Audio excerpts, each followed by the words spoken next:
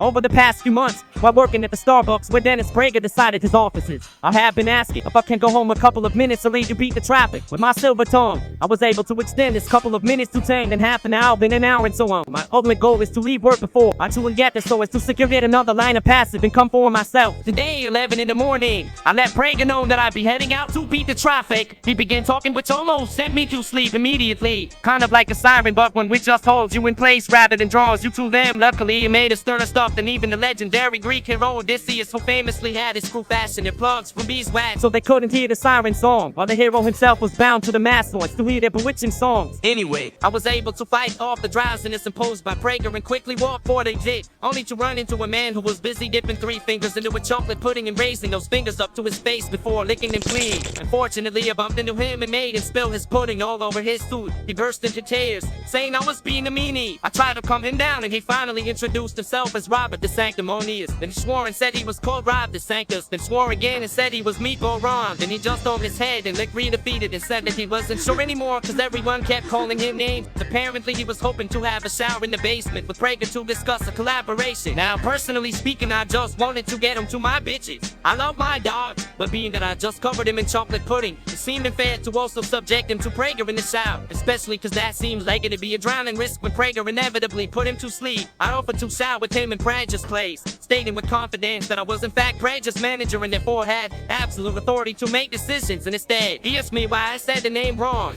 This kid annoyed me because I wanted to just get this thing moving on, so I decided to do a little gaslighting, telling him he was going crazy and that Dennis was called Prager the whole time. He looked confused for a minute, then eventually brightened, stating that the last time he had one of his shower meetings was with Jim Bridenstine and that he loved getting all soapy and moist with other men, but that I was a beautiful woman would have to do by settle right, and we went downstairs to have the shower. When we were in the shower, he kept sneaking glances at my feet, which I didn't like much, but also I didn't want to have the scope of this nonsense further expanded. He began pouring out his woes to me, telling me that he's been campaigning for president, but it hasn't been going too well, and he was hoping to visit Mr. Prager's university campus to land an intellectual to his campaign. I told him to kindly shut the fuck up for a minute so I could think of the solution to his problem. To be honest, the lack of electronics in his shower was making me antsy, but also this guy had a real annoying face. There was an arrangement of body hair on his chest. Now, I'm not a big brain political genius, but I love and respect my cherished mother, and I have to assume beyond her general wonderfulness and that perfection that she's much like the typical American woman who, as I understand it, make up around half the voting population. I therefore realized I had the answer to his problem and told him he needed to craft the words that would appeal to the typical American woman just like my mother. And also he could get at least 50% of the vote in there by win. He nodded enthusiastically, apparently loving my idea. I told him to talk and stop about woke, even if he was asked a question that had nothing to do with it, cause my mother loves complaining about that stuff. And I told him he should compare himself to the main character from American Psycho, just cause I thought it'd be kinda funny to see if he'd do it. I'm very excited to see how well my career as a political consultant will turn out.